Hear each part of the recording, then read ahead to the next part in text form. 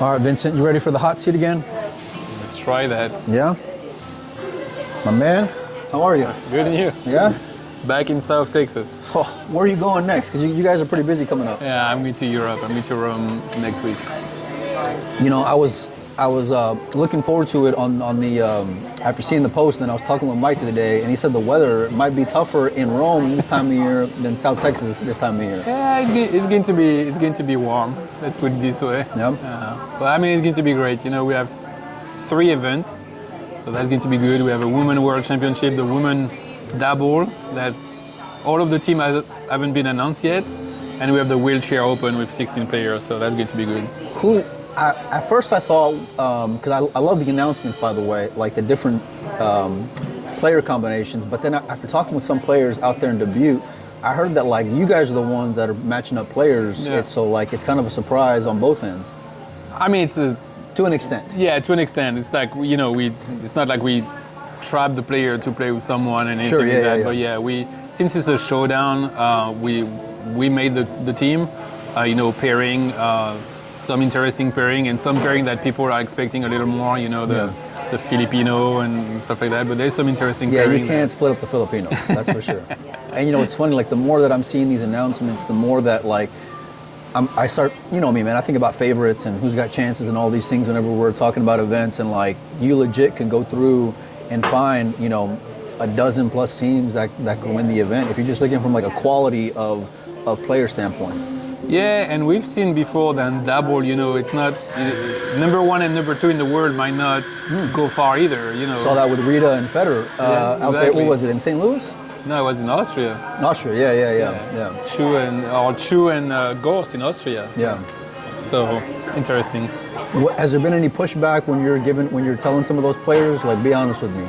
We had some arrangement, yes. Yeah. I mean, some players, you know, prefer to play with one other one. Yeah. But not really any pushback. Like, it was more like some question on why were they pairing with someone else. But no really pushback.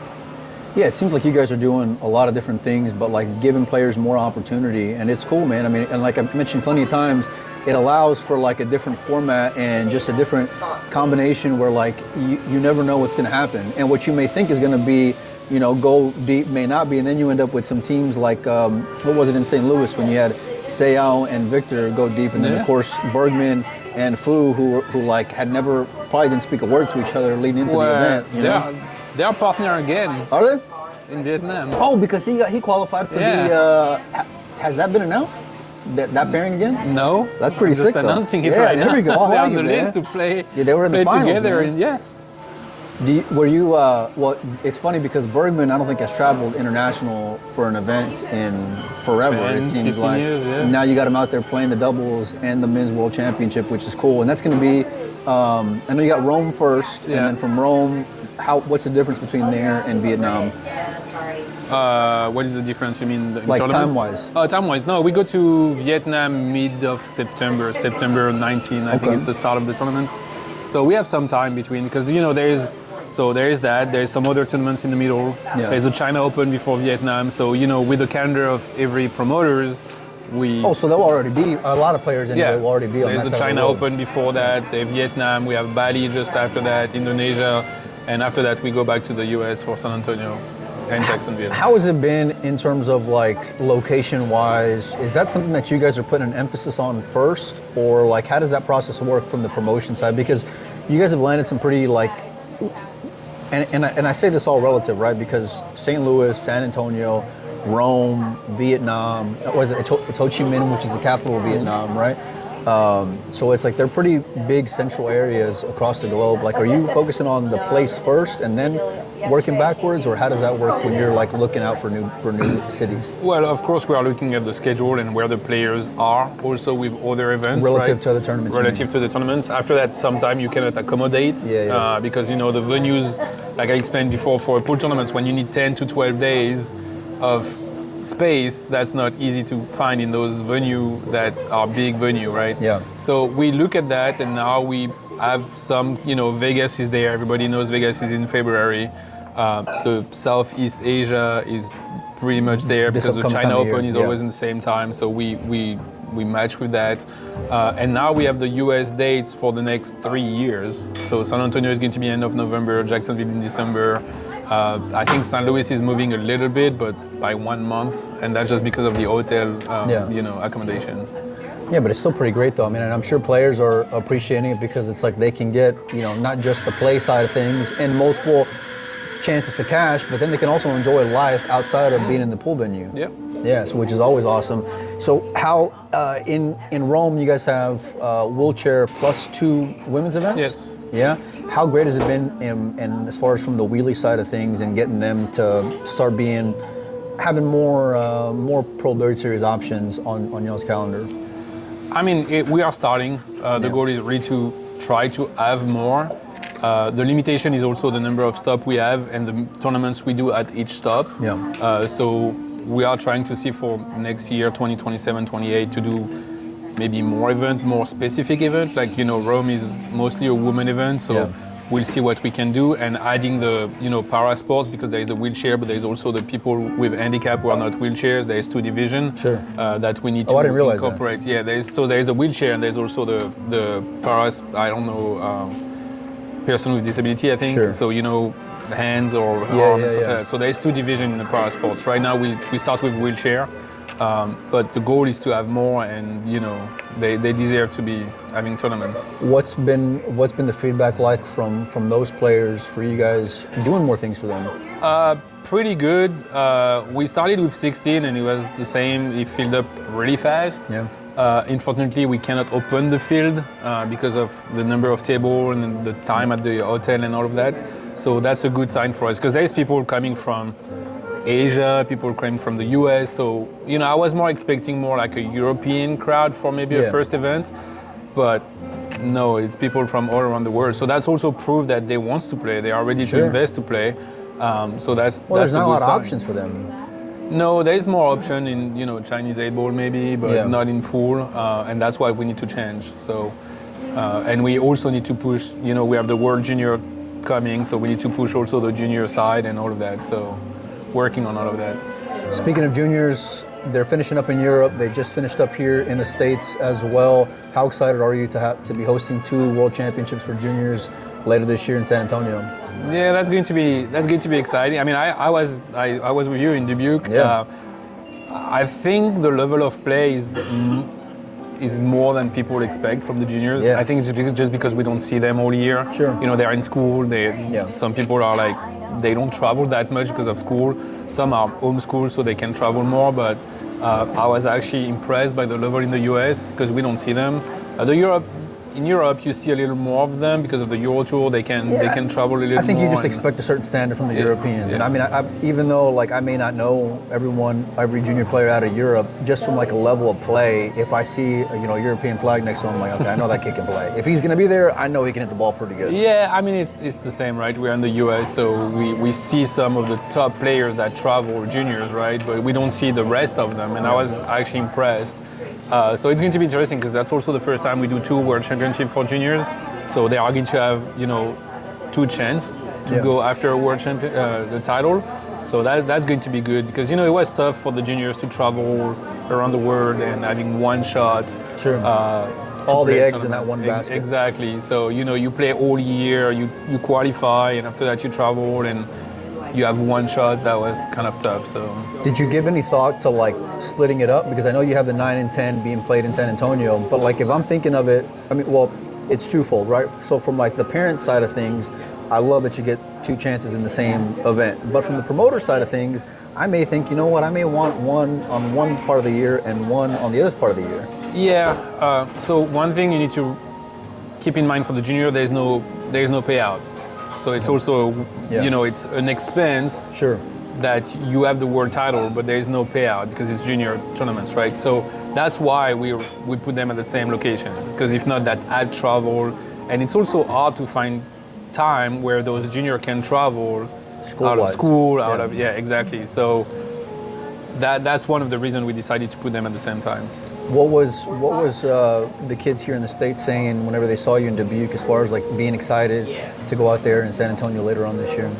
Well, they were pretty excited that he was in the U.S. because the last few years was. But I heard Puerto Rico wasn't bad though. No, but so we try to do a rotation for the juniors between, that's why we did New Zealand, we did Puerto Rico, we did Europe. Like we try to have a rotation of where it is for the people to not have to travel like out other side of the world all the time, the same players, right? So no, they were excited. I think San Antonio is a great host city for that. We are in the downtown, like, you have the river walk, like it's going to be perfect weather. It's good weather, For people who are from Texas, the Spurs are playing, like the stadium is just there. That's right, because you're going to be in October. Oh, no, November. So the season is going to happen, like the stadium is just there. Home, because they're actually playing pretty good. They were in the finals this year. Yeah, so no, that's exciting. And, still playing with the pro players being there.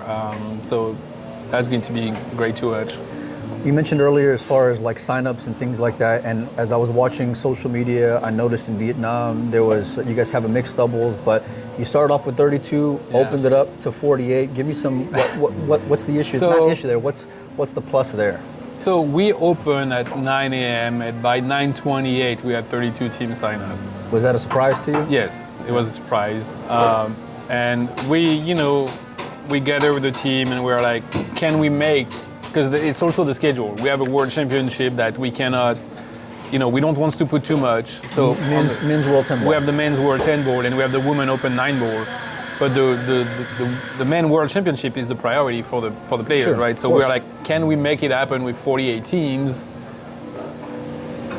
in a realistic way, right? So we looked at it and we know some area might be tough, but we're like, okay, either we lose all of those players on the waiting list. And I heard there was some good, like, solid names. There's a lot of players who were left out at the first, 32. So we opened to 48. We're actually already full at 48, and we already have a waiting list after 48. You went from 32, opened it up to 48. Now you're full at 48. We and cannot you still open got a waiting more. list. Yeah, we cannot. That's a good problem to have, more. though. Yeah, no, that's a good problem to have. We need to be better at, announcing the time of sign up and stuff like that, because some people, the travel and all of that. So it's also on our side for why they couldn't sign up. There is no ranking, for the mixed double, so we cannot protect. Is there any way that you can say, hey, listen, and it's part of life, right? I mean, certain names are going to draw better viewership, and if you can say, hey, listen, I want to see if this range of player or these type of players can get in first and give them more of a priority to get signed up. So we do that for our opens. We do, and we don't protect, but we give early access to the top 32 and top 16 women and top 32 men. Okay. We give them early access for so it's few up days. to them then? It's up to them. Yeah. For a few days you have early access, you have those 3 days maybe to sign up, your spot is reserved. After that it's open. Because we also want to give the opportunity to the people in Vietnam to sign up and play a mixed double, and they don't have to travel to the US. So we need to have a balance between that, but there's no ranking for mixed double now. So that's a good point. How do you? And they're always changing, it seems like. I mean, some of them are changing, and some of them, like you take Chu and Gorst, they are number of top 5 in the world, but they didn't perform that much in Austria. So what do you do with that? So we'll work on what can we do. But yeah, there's a lot of demand for the mixed double. I think the viewership is great. I mean, you were in St. Louis, like people wants to see the mixed double. You see 4 players in one match. So I mean, you never know what to expect when it comes to the interaction, the fan reaction, what that chemistry is going to be like, and then you just stylistically, some things are going to work and some things just aren't, and that chaos just provides for a great, you want to be able to watch, and then you add in the fact that it's race to 4 and what that can go and do, and shot clock and all those things. And so it just invites itself to be a fun type of event. And I understand what you're saying, though. That seems like a good problem to have for one.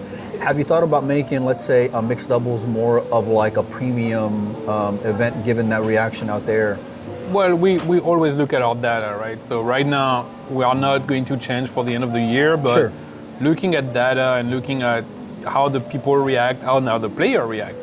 We were full on the mixed double even at 48 before the woman was full. The woman is full too. We have a winning list, but we are full on that. Yeah. So we are full on the mixed double before the woman. So that's also it's showing that there's people who want to go play that. Yes, exactly, and the audience wants to see that. over time they realize that, oh yeah, you have interaction, like you said, like the team aspect too.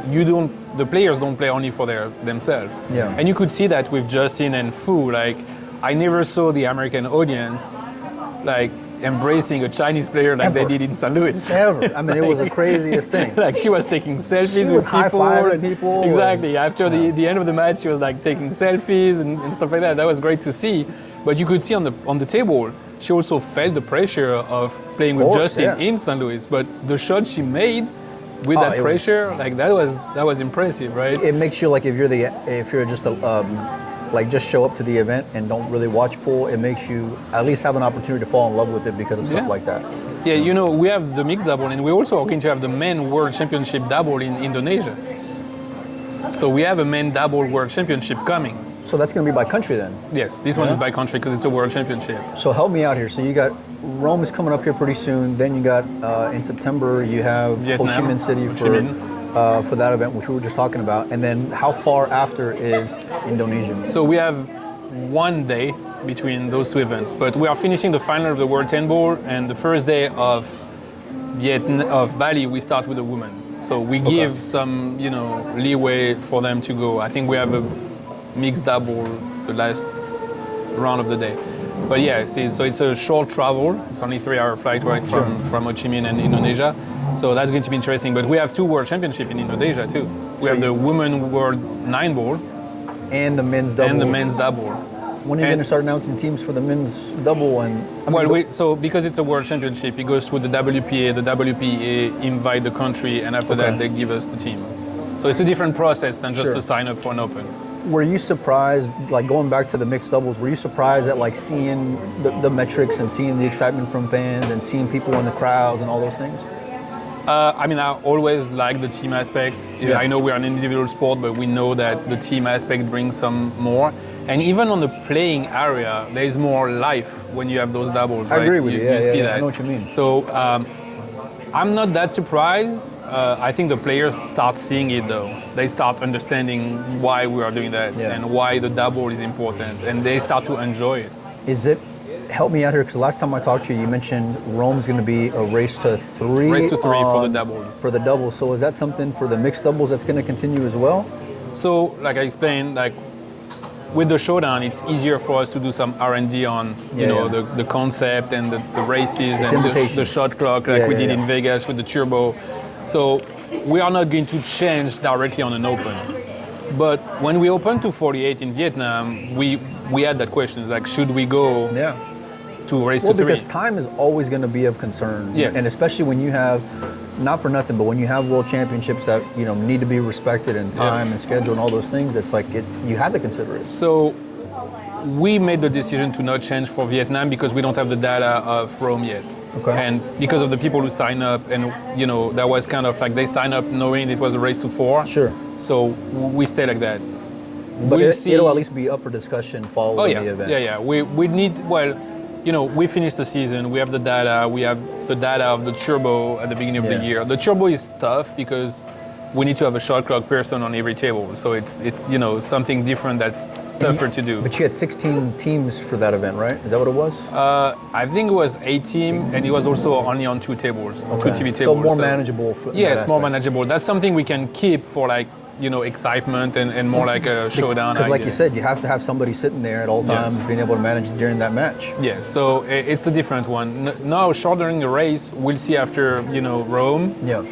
We have the data of how long the match are going and all of that. Because even the turbo, so the turbo was funny because they all went to 3 sets almost, but they were all under 2 hours. Which is, that's interesting. And then the ones that were races to 4, normal mixed doubles lasted St. Louis, long. 3.5 hours. It's crazy. Why do you think that is, though?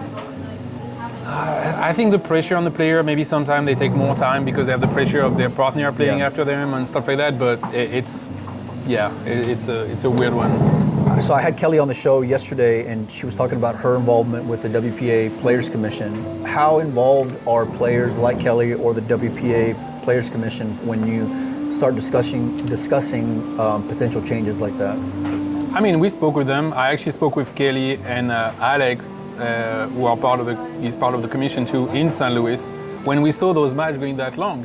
Yeah. You know, we had a discussion of like, and like I said, I'm not going to change. It's more like starting the discussion now for next year, Sure, and we discuss inside our team too what's best. But they need to understand there's the both side. There's, like you said, the timing of it, and there's the player side. And you know, you can go through a lot of different scenarios. You do single elimination, you do shorter the race, you do 9-ball because 9-ball will be faster. Like it's not like there's one solution that's perfect. And to be honest, before we test, we'll not know if it works. I think the players, because they come for the single, will still play the double. Yeah. So we have that, and after that is more discussing with them, you know, and understanding that both sides of the spectrum between the players and the promoters, and also the partners we have. Because we have people investing the money, right? So we need to also, that's a discussion with them too. Well, they pay the bills. You know? Yes. So how much do you need to like, I mean, is it easier when you have those discussions, like let's say St. Louis, to where now they know it's coming if it does come at some point down the road, even if let's say it's in 2027?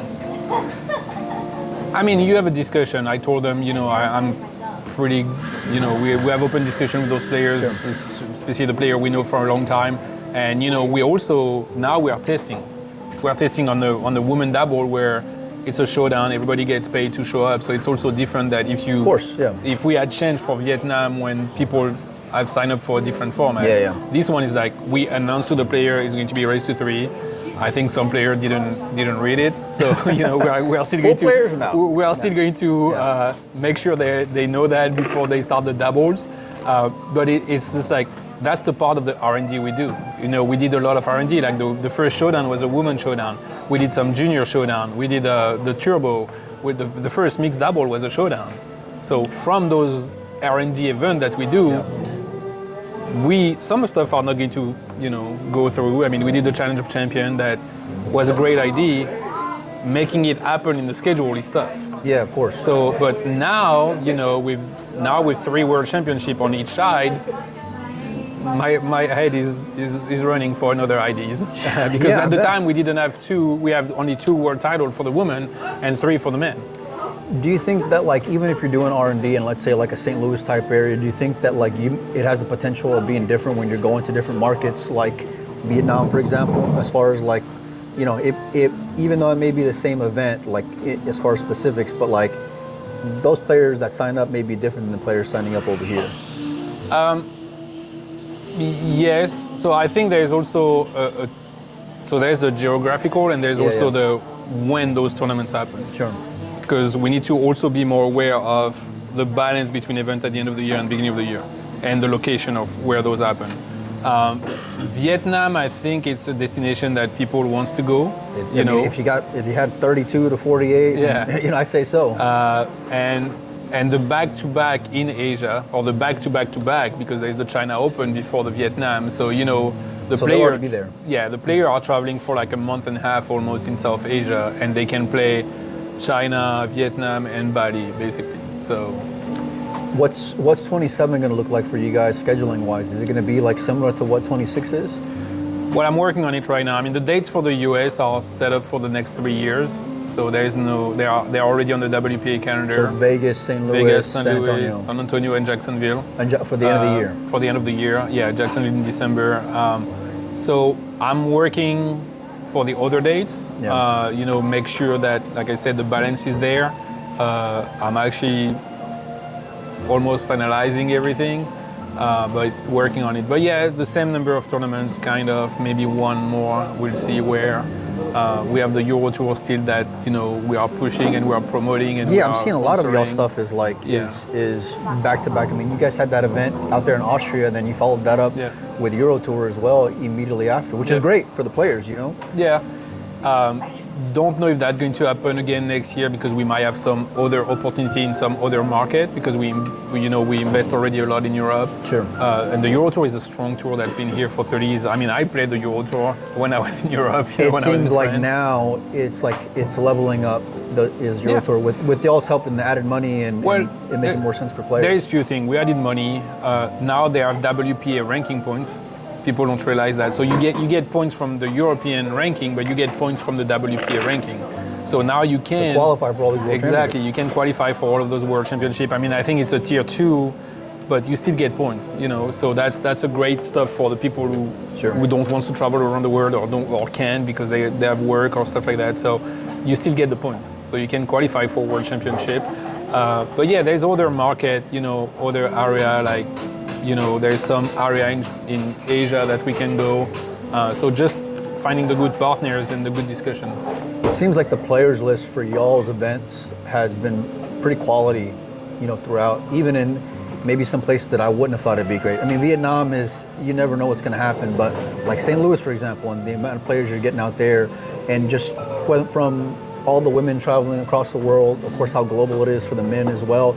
Like, are you surprised that like now, after the storms kind of faded a little bit, that like now you're seeing like the who's who of players show up, all these great chemistries, all these great potentials of events, and everything seems to be like just stout, and it makes fans want to watch.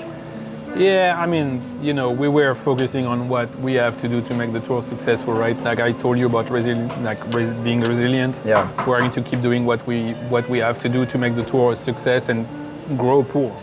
That's also why, we can see that on the number of our YouTube channel and BRTV and the viewership, and like people are following, people are watching. Even the Euro Tour, the Euro Tour is different because format is different. The players might not be, as known and stuff like that, but the viewership is growing. The PBS, I mean, it's growing, really growing on the data. St. Louis crowd showed up without being, like you were there, like they showed up like we didn't expect never thought, that. Man. Exactly. I would have never thought. It was great. Like I still have Justin Bergman hand coming to me at Dubuque and thank us to go to St. Louis for that event. And what? Oh, Marsha, she's great. Yeah. So Rome, Patricia and Van Biars are making the work over there to have the word out. And help me out with that relationship for a minute, if you can, because if she's out of what is she out of, Venezuela or something? Yeah. But she's Italian too. Like so, she's, okay. Now the light bulb is going off, because I was like, man, I don't understand how she, because if it were me, I would say, I want to get that event out there in South America. Yeah. But she has shy tide in Italy too. There was talks years ago about having events out there, and a lot of discussion as far as like the climate of the world and all these things. Is going back into that region something you guys are considering in the next few years? Like, is that on the table at all? I mean, depending on the situation there, but I mean, Van Biard is a great partner. They've been partnering with us for 2 years, 3 years probably, because we started with the Van Biard Open that we sponsored. Patricia is also, big on the women's side.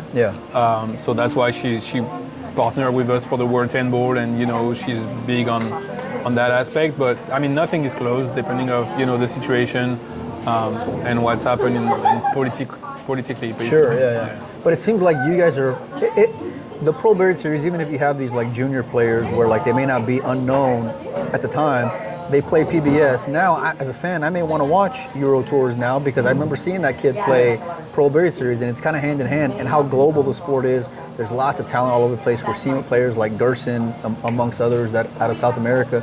So I think it'd be great, just depending on how if it could work out. Well, that's one of the market, emerging market. We have South Asia, but there's some market. I mean, from what I know, Africa is also an emerging market. Like those people don't travel. They cannot afford it, right? So, and that's starting, with more black ball in Africa. But from what I hear, there's a lot of talents too. They just don't have the opportunity to travel. Sure. So, South America is one. Africa, we'll see. But like I said, even in Asia, there's other countries that starting to play pool way more. The Philippines is still here, Vietnam, we know, Indonesia, China, but there's, Thailand is developing and stuff like that. So there's a lot of market. Is the Philippine market on the radar for you guys at all, considering how rich they are in the sport? Yeah, I mean, we're already working with some players over there. We are, as a Predator group, we are working with Rubil and Amit for the Amit Cup that we are sponsoring. Oh, I didn't realize y'all were partnered with. I mean, yes. I've seen that event, but yeah, we are the main sponsor for the Amit Cup. She's promoting women's sports in Philippines. She has like 4 or 5 stops already. That's pretty sick, yeah. So there's that, and yeah, of course, the Philippines is always, in our mind.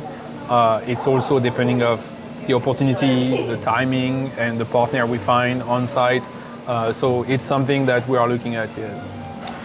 How much more can your team shoulder, though, logistically? Because, I mean, you guys, especially in this part of the year, it seems like everything is back to back to back to back. Yeah, well, that's why we also have partners, right? You know, between Van Biard, Box Biard in Vietnam, we have some partners in PBC and Isaac Biards in Indonesia. So those are also really important when we travel. In the US, you know, it's mostly the team managing everything, but when we travel, we need to have, you know, big partners on site that know the culture, know the language, know the area, know all of that, right? So that's why I said even the Philippines or China, it also needs to find the right partners to do those events that understand the mission. And do you think, like, historically there hasn't been a lot of travel to PBS events from Americans, but as fans we want to see it. St. Louis was great. Like, how much do you guys balance those things into consideration when you're, like, if something's on the radar for you guys in different parts here in the States? Well, I think there's a lot of opportunity in the US right now for players. Yep. You know, there's other tour, there's other, you know, depending of the timing. There's a lot going on. There's a lot going on. Some of them don't want to travel that much, except if it's for big world championship events. We are not going to stop going to those areas because the USA players don't travel. I know some of the young ones are going to start traveling too because they want to. They want to experience that. Yeah. You know, some of the more experienced already did that. Hey, I'm working on a suitcase. Like, I don't really want that. But I know Shane is coming to, you know, Vietnam and Indonesia, so he's traveling. After that, when it's open, yeah, maybe not. But we don't. Most of the tournaments we do outside the US are World Championship right now. Yeah. So that's a fair point. I know Sky is supposed to come to Indonesia and Vietnam. So Justin, that we haven't seen outside of the country for 15 years maybe. It was funny because as soon as Justin wins the qualifying there at Nationals in Dubuque, Pinozo texts me, and his first, in the text, he says, well, ask Justin if he's going to actually travel to Vietnam, because historically he hasn't traveled out of the country. And so I asked him, and he said, yeah. And to be honest with you, I was kind of surprised, you know? Well, I spoke with him in St. Louis because I know he wanted to make a comeback, right? Yeah. And so we spoke, and he said, oh yeah, I'm going to travel. You know, I don't want to travel every month, but like, I want to go to the big ones. And, you know, I said, well, the next big one we have is basically World 10 Ball Championship. And after that, he traveled to the qualifier and he won. I think Aiden was kind of hoping that he was not going. But that kid's going to have many more World Championships ahead of him. And he's probably going to qualify. You know, it's just the airfare is not getting paid or anything like that. But he's probably going to qualify by the BCA ranking. But yeah, it's just like it's going to be interesting to see Justin and play, and with Fu in the mixed double too. So. But yeah, we have enough players, and you know, the US, when we come to the US are coming. I mean, I spoke with Brendan Schaff. He wants to sign up for San Antonio. I think because of the way it started, there's a lot of USA players who don't really follow what we are doing, and they're starting to follow what we are doing. So now maybe it's changing? Yeah, I think there is some evolution on that and changing, because it's also like they want to qualify for World Championship and stuff like that. And if they don't go by BCA, they can go by WPA ranking. So, you know. Be honest with me. How many players are in your inbox when it's World Championship time and they're like, hey, you know, I need a spot, man? You know? Yeah, there is quite a few. You know, we cannot accommodate everybody. Sure. The qualification is pretty straightforward for World Championship. Would you rather it be like that? Yeah, I mean, we want to go qualify, get points, things like that. Yeah, I mean, there is no hiding on how to qualify for a World Championship. Yeah. You know, the top 32 men are qualifying by the WPA ranking. The reigning champion has a spot, and after that, he all come to the Continental Federation and how many allocation they have. Sure. And we have some wild card that we have with the WPA, so it's a collaboration with the WPA. You know, it's not like we are bringing nobody from anywhere. Yeah, of course. But that gives us the opportunity to give some wildcard to players, but we cannot accommodate everybody. Like, I have more requests right now that I have that we have wildcard, and we also work with our partners on site.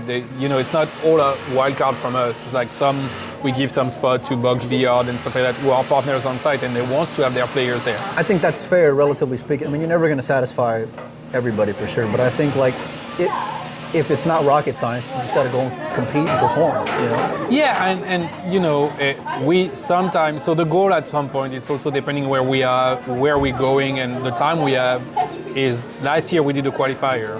So, but this year we couldn't with the time and the China Open just being there. And oh, that's right, for the World 10 Ball. Yeah, so out there in Vietnam. It also really depends I think the qualifier is great when we have the time and the opportunity to do it, Yeah. but it needs to do it the right way. Like we cannot also do a qualifier where nobody can go and it's only the local there. Sure. Yeah, so, yeah, yeah. We need to find a balance. But yeah, we have a lot of requests.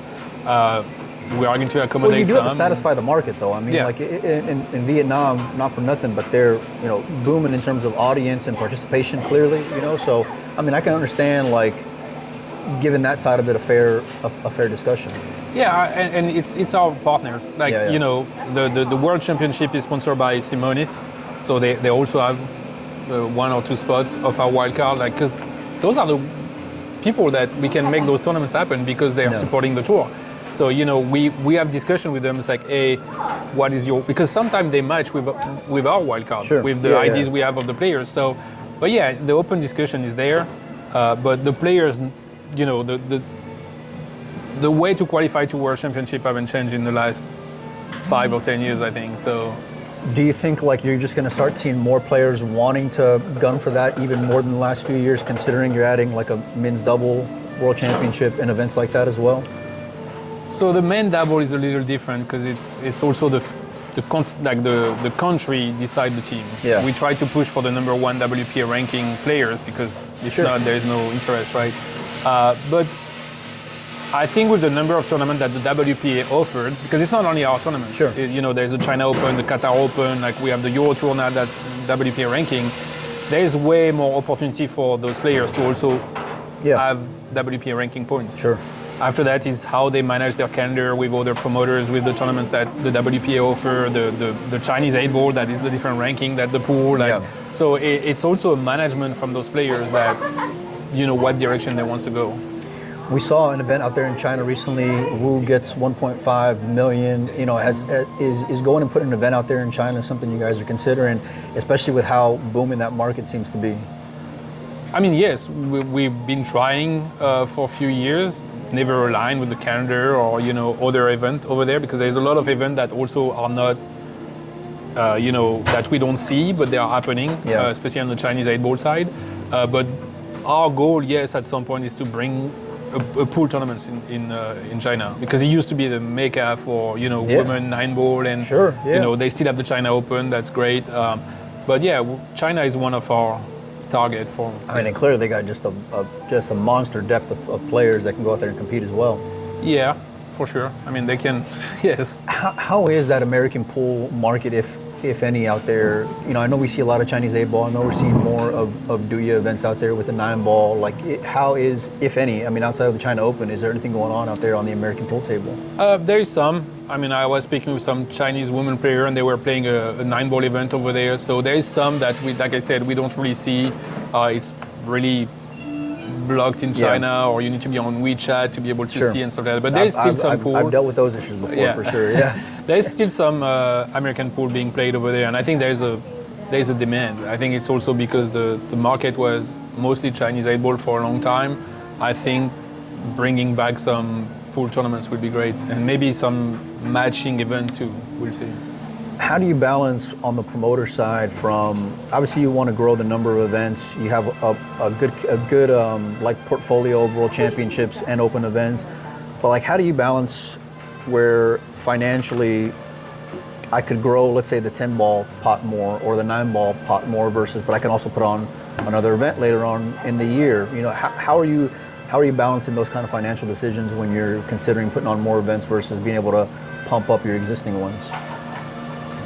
Well, so it's an interesting question. You can tell it was on the spot. Yeah, because it's funny because you also have the side of the players of we actually just changed the payout of the World Championship women. We pay 1 round less because that was a recommendation from the player committee, right? So not as many players, but the players, once they do cash, should be able to get more. No, bang actually for the other buck. way. Oh, okay. So we okay. used to only pay single elimination. Oh, right? okay. So I see now what we you're saying. pay the people Right. who lose on the loser the qualification match. qualifier, yeah. So actually the other way around that the See, request that's interesting was. that the players would want. I mean, I can understand because you'd be paying out more players, but I would imagine the ones that do cash would say, "Well, I don't want to have more." So there's the balance to find. Yeah. You know, that's the thing to balance all And of you're that. never going to make people happy, which is No, yeah. and you know, when you look at what we see on the data and the viewership, World Championship matters. Yeah. The purse for the viewers matters a little bit, but I think it's the World Championship title that matters. Yeah, I mean, certainly. I mean, and not to say like it's more than respectable already at this point. Don't get me wrong, because I mean, obviously it's growing, and you can see that from the participation amongst others. And I don't think like the average viewer really gives a shit per se. I'm thinking more like in terms of the players more than anything. But that's interesting that like they're, you know, vying for the opposite of what I would have thought. Because I would guess like, you know, shorten it up a little bit. Let's make those who actually do, you know, get paid better. You know, that's the discussion we've been having with them for a year. Yeah. So, and like I said, it's open discussion. We discuss with the committee and players, and you have some players who don't agree, and some players who like agree, and they also, because they play other tournaments that, you know, pay everybody. We pay everybody when we invite them for showdown. So we also need to be careful of their schedule. So making more events is also risky.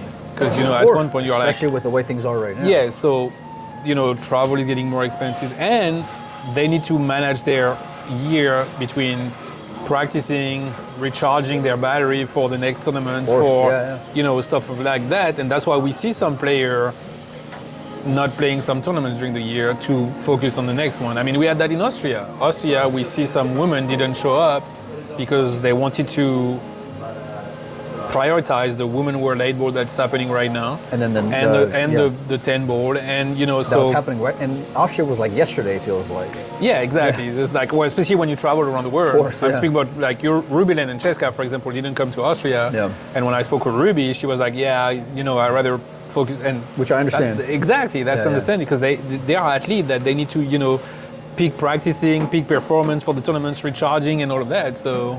Is there any pushback on the Predator side of things when you see players like that don't show up for an event like that? No. If any? No, I mean, like I said, it's self-explanatory, right? Yeah. They choose the tournaments. We are not there to tell them what to play or what not to play. You want to go play another tournaments, that's fine. You play Chinese 8 ball and not pool, that we need representation in Chinese 8 ball. We need that. You rather play or practice to be good at a world championship. Are we going to say to a player, no, you have to come to the PBS in Austria? Yeah. No, we are not here to control what they are doing. We are here to help them perform the best. Yeah, so, and we learn from that. We learn from that the fact that the schedule matters. You brought up Jacksonville earlier, and I want to touch base on that, because last time I had you, I think it was in here, actually, when we talked about y'all's All-Star event that you're going to be having out there. Here we are, what are we in, July now? What's the ranking system like, if any, to be able to qualify for So like we are going to announce PR and stuff like that, but basically top 12 of the WPA ranking, men and women. Are going to okay. Top 12, and we have 4 wildcards.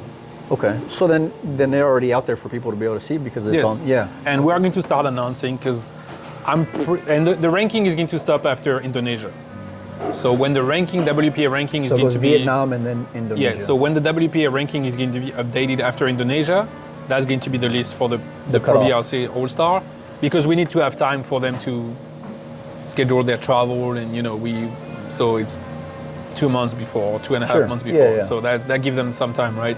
But that's the cutoff dates. So that's the same thing as World Championship. If you're top 12, you're in. If you're not top 12, there's no guarantee. But you guys are going to have more than 12 players for that event, no? Or is it just 16? Be, so 32 total.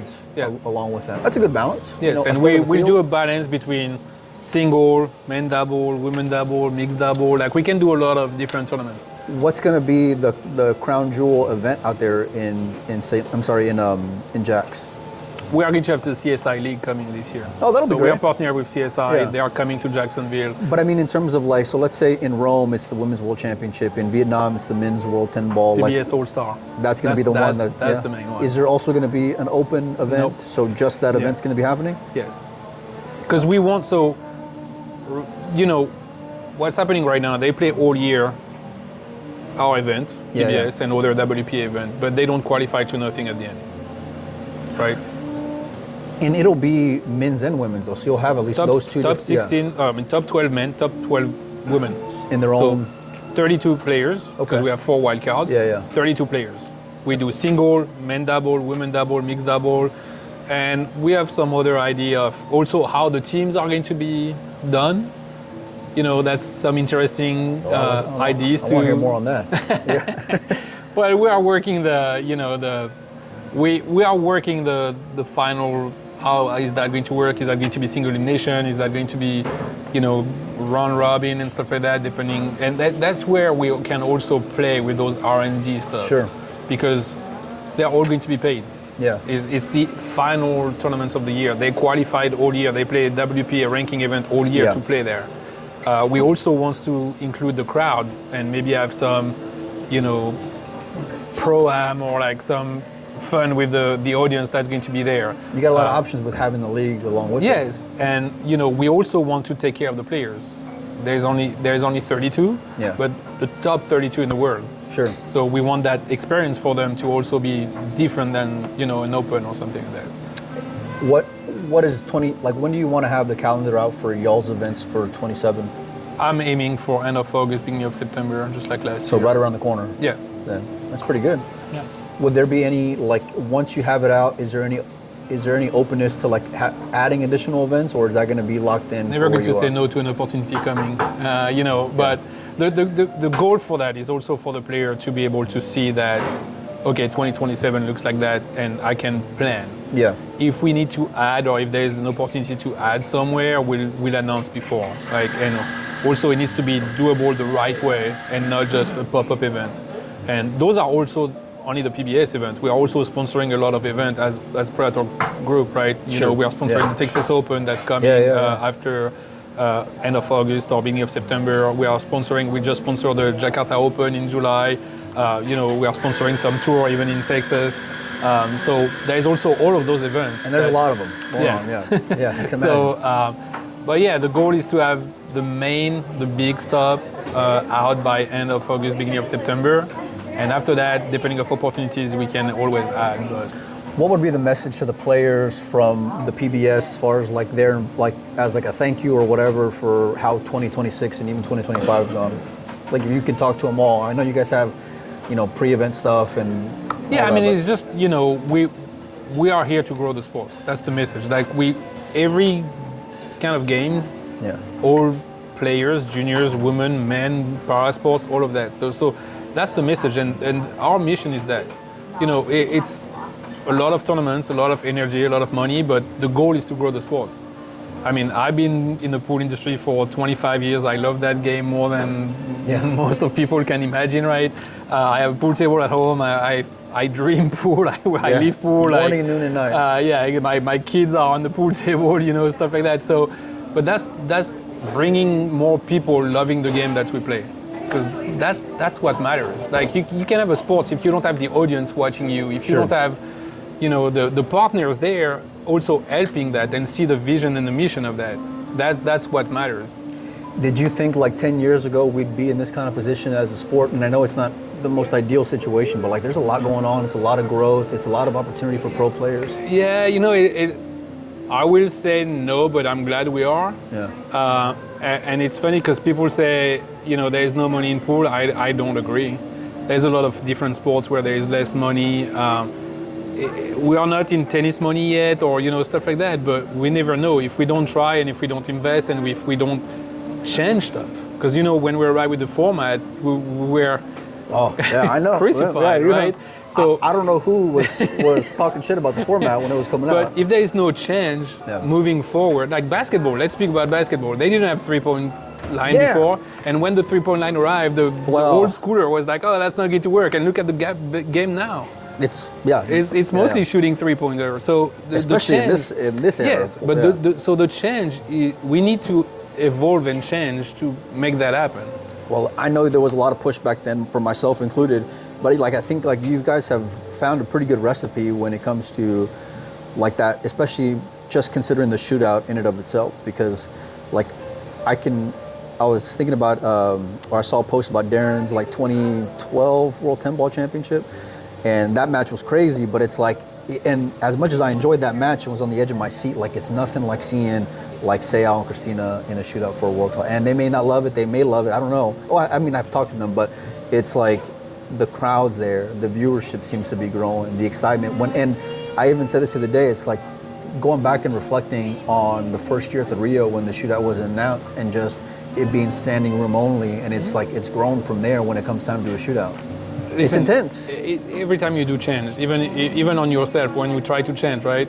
Change doesn't take 3 weeks. No. Yeah. You know, you need to stick with it. You need to make people understand why you are doing it. And you got to give it a fair shot to take and see. Exactly. Yeah. So and we listen to player. You know, we change format. We change some tweak on the format. Not everything, because of course what we get out is also what we think is best on the promoter side. Yeah. But we are always listening to players. You know, we extend it for 5 sets on the World Championship because, okay, it's a World Championship. They need to single elimination now. It's let's make them play as athletes. And yeah, the match might be long, but the dynamic of the match, we see that in the final. You know, it goes like that, like that, like that. So the dynamic is different than when you have a guy taking a big lead, and after that, the other one like try to come back, but the lead is always there. When you play in 5 sets, you can be on the hill, lose that set, you're not on the hill anymore. And the momentum is way different then. Exactly. Way different. And some players, you know, they were not the early adopter, I'm going to say. Yeah. Now they come and they say, oh yeah, the set format is different. Well, guess what? The other players have been playing that for 3 years. So they know that, they are used to it. So, you know, there's also like that aspect of, yes, different format. You don't run a 200 meters the same way you run a 1500. Of course. Yeah. So it's basically that.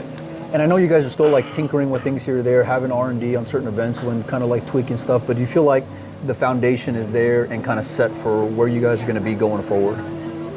To a certain extent. I mean, again, without, to a certain extent, yes. I think we all think that the set format is the way to go. You know, we like the winner break with triangle, because if we do winner break, you know, magic crack, that changed the game. That's not really what we want to show.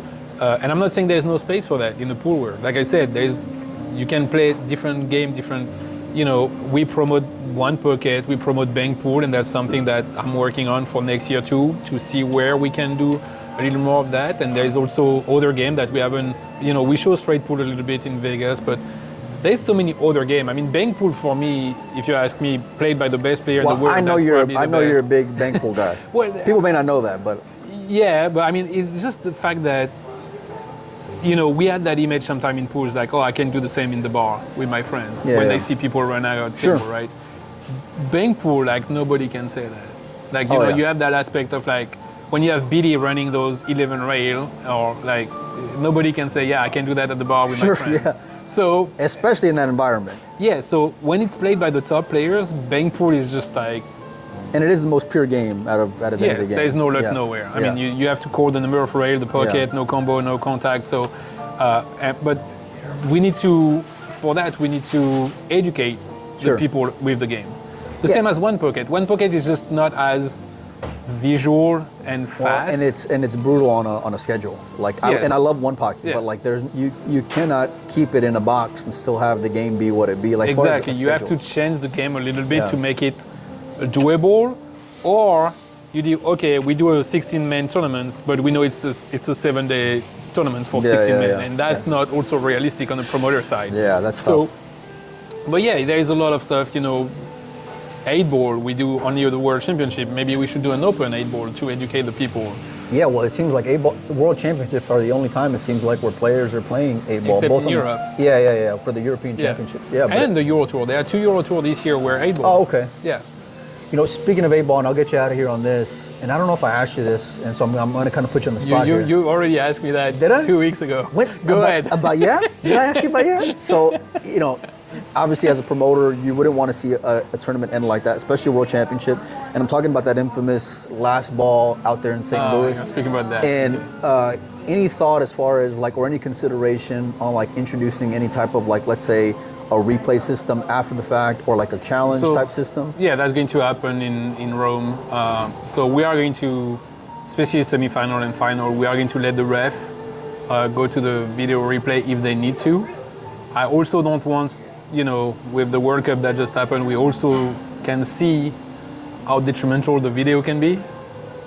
What? The Soccer World Cup. Oh God, yeah, exactly. yeah. So Yeah. You know, I think there is place for it. Yeah. I just don't want that to be the norm for everything. Sure. You know, we can do it. The challenge aspect, we're not going to implement that right now. We need to define how we can make it happen Sure. in a fair way. But semifinal and final, we let the ref go to the replay, yes. How would that be initiated though? Because if let's say if I'm putting my shoes in the ref here, I mean myself in the ref shoes here. Like if I'm calling it in real time as good, I wouldn't want to second guess myself, right? Because as a ref, I might lose credibility. I would imagine anyway. So like, how would you envision that being initiated? That's discussion we are going to have with our ref. Yeah. We are going to have a meeting with them soon for Rome. And with Rome, we have a little time between Rome and Vietnam and Indonesia to reconsider how Rome went. Yeah. And reassign that. I mean, listen, I can't remember a time where a match ended like that. So it's like far and few between, you know, but at the same time, I don't think anybody wants to be on either side of it, depending if you're Yap or in Fran's case either, you know. So like, at least you guys are giving it an open mind going forward. I mean, and you know, and it's just a ref making the wrong call, right? Sure. And she's a great ref, so I'm Yeah, not, yeah, you know, yeah. it's not like we're pointing no. finger or something like that. And I'm Not at all. actually glad the players didn't either. You know, it was kind of like, okay, it was a bad call, let's move on. Yeah. Because that's going to happen to any sports. I mean, we see a lot of sports where bad calls happen. But now on our side, it's like, how can we help the ref to make their job easier, but also not like, oh, we go to the replay. Well, you don't want to time. slow it down, and then Exactly. and then the conversation will turn into, well, if I'm on the outside table, am I going to get the same replay compared to if I'm on that's TV why table? for now So it's going to be only the semi-final and final. because they'll be on TV table. They will be both on TV table, so they have that aspect. And we can, and I'm not doing that on table 3 and 4 because we don't have the close-up and the other angles. You know, we only have the main camera. So, but semi-final, final, yes. And like I said, we might be wrong at the beginning, and we are going to adjust how to use it. If we give a challenge to the players, you know, like basketball, or you challenge, and if you're wrong, you lose your challenge. There is a way of doing it, but let's take our time to see how we can do it the best way. I think there's evolution in everything. Clearly, we're seeing it in pool just with y'all introducing the format, you know, and so it's just something that kind of popped in my head right now. So I didn't mean to put you on the spot, but although I like putting people on the spot at times too.